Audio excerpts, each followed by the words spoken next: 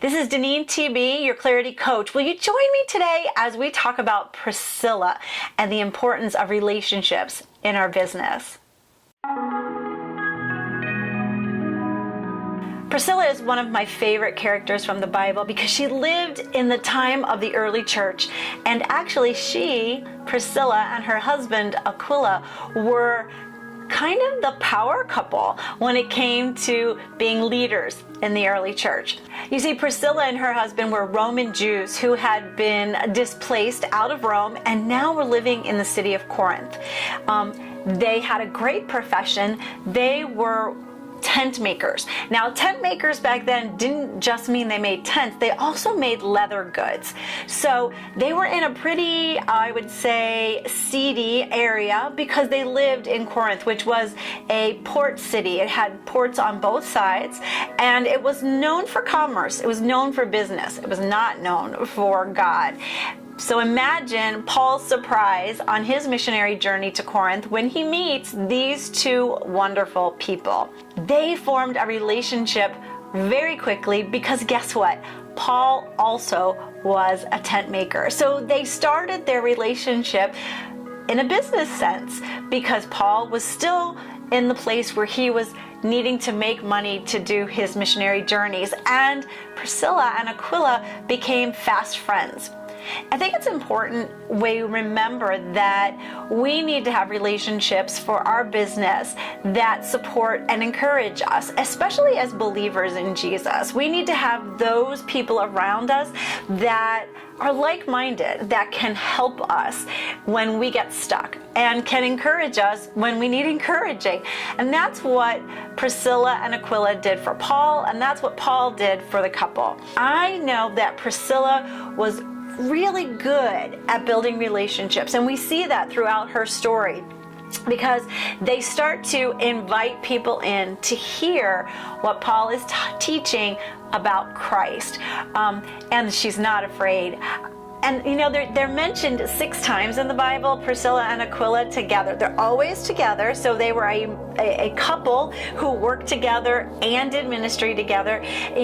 But half of the time Priscilla's name is first, and the other half of the time his name is first. So I think that's kind of interesting that she's seen as the more outgoing one, because when Paul sends a letter to Rome later on and they are in Rome again, he says, "Give this to Priscilla." I always see this couple as really complementary to one another because Priscilla seems to be the front of the store type, that she's the extrovert, she's the one that's building those relationships, and Aquila's the behind the scenes, get the project done kind of guy. That's how I see their relationship. And we need those types of relationships in our business as well. We can't do everything. We're not perfect at everything. We're not good at everything. And it's important to have people that come alongside of us, that collaborate with us, that do life together with us, do business together with us, that can fill in those places, whether they are collaborative or they are team members and that you've hired them.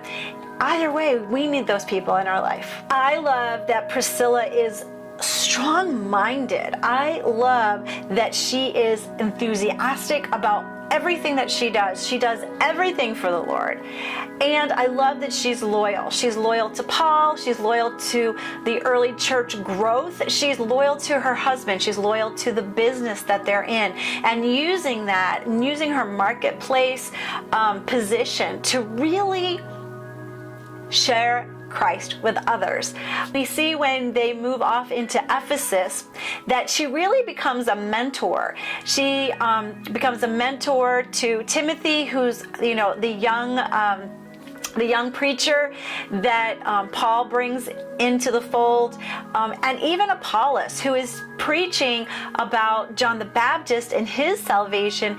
She's not even afraid to correct him and to get him up to speed, so to speak, about what Christ is doing. And I love that she just pours into these early preachers of the church, and that she's not one to want all the limelight, all the spotlight. It's not Priscilla's nature. Priscilla's nature is to build those relationships so that she can invite people in, they can hear the word, and then they can become part of the circle, the new church, what they called then the way.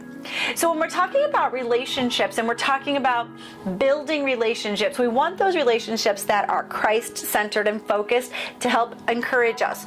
But what about those reach-out relationships? I always like to say this: who are your five? Who are the five people that God wants you to have a reach-out relationship with, that He wants you to share Christ in some way with them? Now, this is a little bit of a technique, and I love it because it makes it easy, and we're not all thinking, I just have to get them to come to church. It's really about being in relationship with these people. So the first thing you do with your five is pray and ask God, who are the five people? Who are the five people that He wants you to start to pray for? People that you know in your life. They could be people at your work, in your business, in your family, people that do not know Christ. Start by praying for them, those five people. Sometimes that's all you can do because you're not able to dig into that relationship the way that would take for you to take them to that next level or to introduce Jesus. So start to pray for them. Then next, choose one or two to start to develop a deeper relationship with. Just one or two. Start to develop a deeper relationship in that you're inviting them into your social group. You're inviting them to coffee during the workday. You're inviting them to lunch. You're just getting to know them better and bringing them into your life and you getting into their life.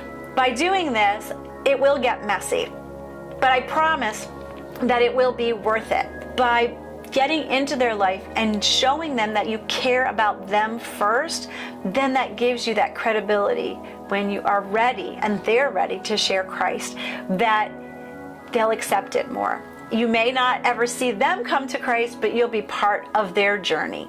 Priscilla shows us that by investing in relationships, we can not only build our business, but we can build God's kingdom. A great way for you to look through Priscilla's story yourself is the REAP method, R-E-A-P. It only takes you 8 minutes, and I will put in the show notes a link for you to get the template, to be able to download it so you can do the REAP method. What is it? It is R, read for 2 minutes, E, evaluate for 2 minutes, A, apply for 2 minutes, and P, pray for 2 minutes. I suggest using a journal to do your evaluation and your application. Read through the material. Evaluate it. What is it saying to you? A, apply it to some part of your life. How can you apply it? Write it down. And then P, pray for the strength. Pray for opportunities. Pray for God's help to do what He's asking you to do. In the show notes, I will put not only the template, but I'll also put the Acts 18 references so that you can go through it yourself and see what God has for you. In the comments below, I'd love to know how relationships have impacted your business. Whether it's a collaborative relationship or a team relationship, let me know what it is that has helped you in business when it comes to relationships. I thank you for being here today to listen to the story of Priscilla. I hope she's inspired you to develop relationships that matter. Make sure to leave a comment below and to give this video a thumbs up, as well as subscribe to the channel DeneenTB. Make sure to ring the bell icon so you're notified every time a new video comes up. Have a great rest of your day, and as always, be filled to overflowing.